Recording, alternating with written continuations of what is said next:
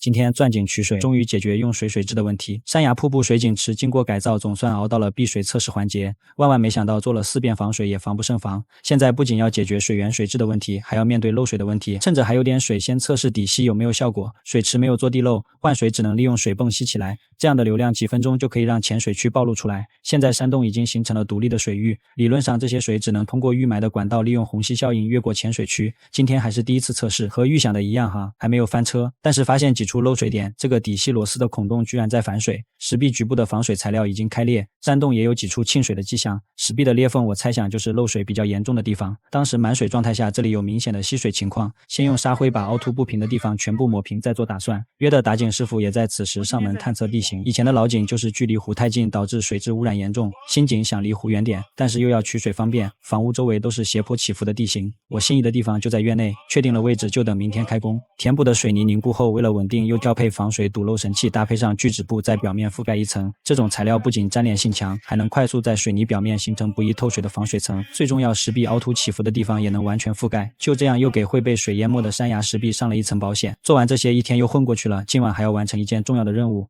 水井的选址一面靠近山崖，一面又是水池，打井操作空间有点具体。这棵百年植物不知道还有没有老铁记得，当时为了修饰这根水管种在这里，这次不得不先暂时起开。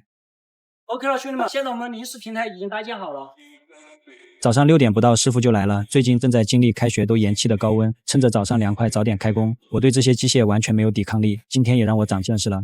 滚的这坨铁疙瘩应该是钻头，感觉有点分量。师傅们也只有借助机械吊装着才能移动。这个像拖拉机车头改装的就是钻井设备，今天就靠它来发力了。小黄车正在装运的就是钻杆，每根长度是 1.5 米。师傅也不敢确定水量的情况，就先预计了50米的深度。先从多做到大哈。师傅没有在这里吃吗？你阿姨是在外面玩的。门口怎么停了辆新车呢？哪有，这不是我兄弟最近买了辆特斯拉，我也心动了，所以在瓜子二手车上换了台21款的特斯拉 Model 3，没想到只花了9万9，比新车便宜了13万多，但开起来跟新的一样。现在新车掉价快，买瓜子特划算。这么便宜靠谱吗？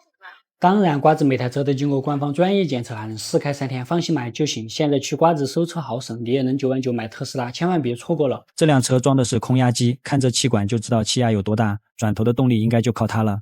机械升降起来就正式开工了，师傅换上钻土的砖头先探探路，没想到才半米不到就遇到了石层，这半米的土还都是我回填的，只能换上重量级的装备。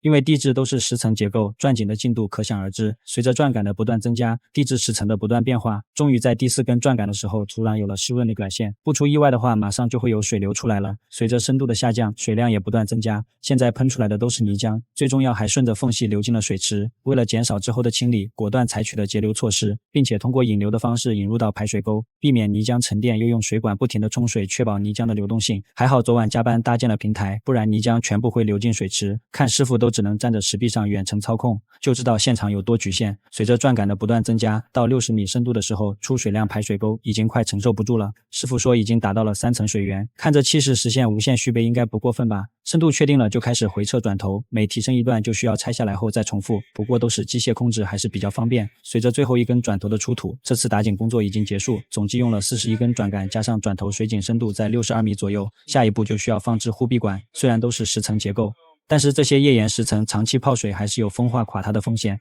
为了避免水井越填越浅，这次也是决定埋管至最底层，水井孔径是200，护壁管用的160的，每根长度是4米。管道在放入之前4周都需要打孔，方便沥水。最上端留了几根没有转孔，这样也能避免下雨地表水沁下去的情况。看见水了，水位距离地面应该还有4、5米左右。师傅们收拾完设备后，又该我和老爸进场了。井口表面的泥土掏出后，水井与护壁管之间的间隙还是比较明显的。为了避免之后被风化土堵住，还是决定用小的砾石进行填充。这种石头长期浸泡也不用担心风化，同时还能保护护壁管孔洞的透水性。最后泥土层再用红砖进行隔离，直至井口。打井喷出来的泥浆让水井周围无一幸免，不过好在植物并没有受到伤害。水池这次听从大家的建议，换了一种防水材料重新涂抹。针对山崖石壁和山洞这些容易翻车的地方，也是刷了一遍又一遍。涂料晾干期间，先检验水井的水质情况。新井第一次取水还比较浑浊，3小时过去水质有点变化，但是还有泥沙，过了10小时总算水变清澈了。现在开始给水池灌水，试试水井水量能不能无限供应。经过了1天1夜的蓄水，水池水位已经到了最高水位线，但是水质的情况并没有达到预期的效果，可能是新井石层的原因，还需要多抽几天再看看。现在我们下水去感受一下这井水，哇，太凉了，这完全是冰水。井水温度太低，下水失败，只能先这样蓄水观察几天，再看看情况。现在房屋的水源问题算是得到了解决，水池你们觉得还有必要做过滤吗？马赛克选什么颜色成了问题，难就难在又要水质看起来清澈见底，也要和山崖石壁搭配得上，成了难题。